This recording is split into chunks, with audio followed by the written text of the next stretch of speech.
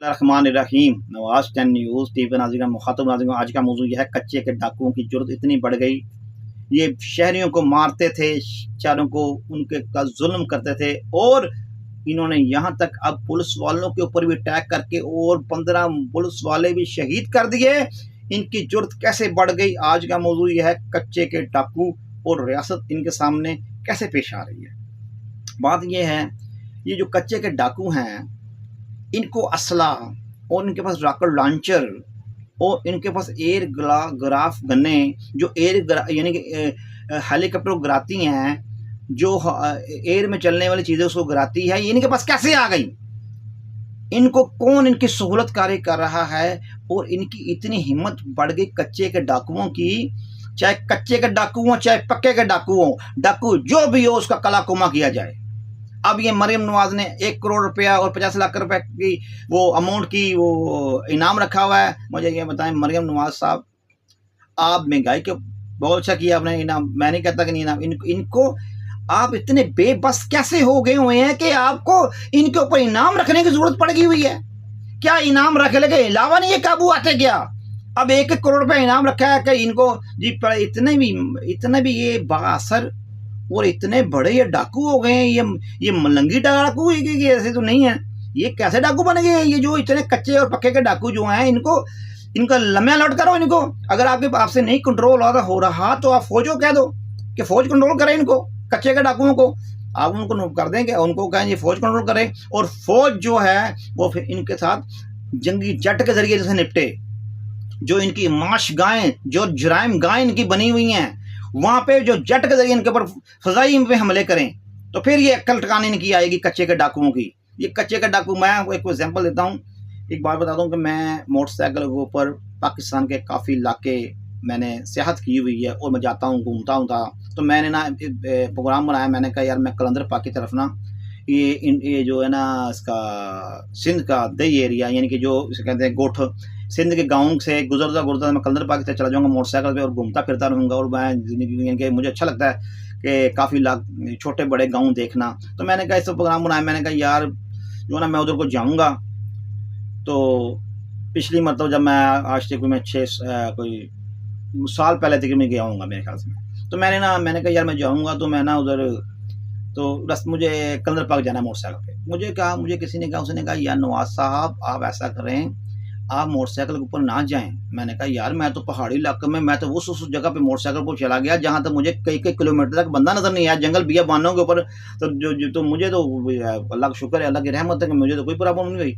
उन्होंने कहा नहीं यार वो जो इलाका है दही एरिया, जो इसका सिंध का जो इलाका है, गांव है, गोठ हैं, वो गोठे ही कच्चा रास्ता, कच्चे का भी रास्ता आता है और रास्ते में रेमिया खां से आप गुजर के जब जाएंगे या इस इलाके से गुजरेंगे तो वहां पे लोग डरते मारे जाते ही नहीं है, वो नो गो एरिया बना हुआ है। मैंने कहा यार ये क्या बात हुई? उन्होंने कहा जी सिंध का इलाका बड़ा, वो कई ऐसे इलाके हैं सिंध में वो नो गो एरिया बने हुए, उनमें कच्चे का इलाका सवे सरे ये फहरिस्त जो है इसके अव्वल नंबर पे आता है कि ये नो गो एरिया बना हुआ है, कच्चे का इलाका। यहाँ से लोग पुलिस भी डरते मारे नहीं गुजरती।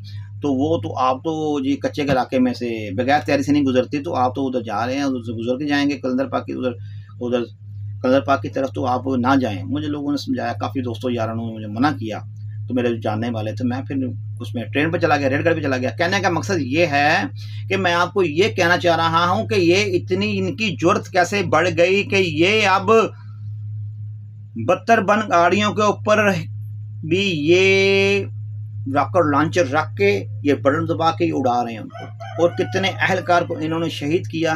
क्या इनका खून इनका खून क्या रायगा जाएगा? इनका खून गाएगा नहीं जाएगा। मैं आपको ये कहता हूँ कि ये जब तक इनके ऊपर हल्का फुल्का प्रश्न करते हैं, इनका कुछ नहीं पकड़ता, इनकी दिलेरी और बढ़ जाती जब तक इनको एयरक्राफ्ट के जरिए जो अब देखें ना, इनके पास हथियार जदीद हैं, नेटो का असला इनके पास आया हुआ है। तहकीक करने वाले अदालत कहते हैं इनके पास नेटो का असला है, अफगानिस्तान से स्मगल होकर इसके पास आया हुआ है। इनके पास जदीद हथियार हैं, एयरक्राफ्ट गन्ने हैं इनके पास रॉकेट लॉन्चर है इनके पास, इनके पास जदीद जो जंगी लड़ने वाला सामान है इनके पास।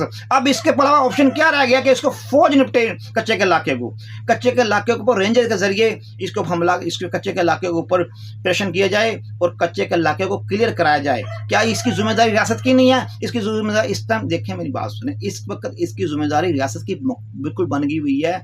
अगर ऑपरेशन रद्द फसाद आ रहा है ना, जो ऑपरेशन रद्द फसाद है, ऑपरेशन रद्द फसाद, उसमें सफ़े फहरिस्त के ऊपर ये कच्चे का इलाका भी होना चाहिए।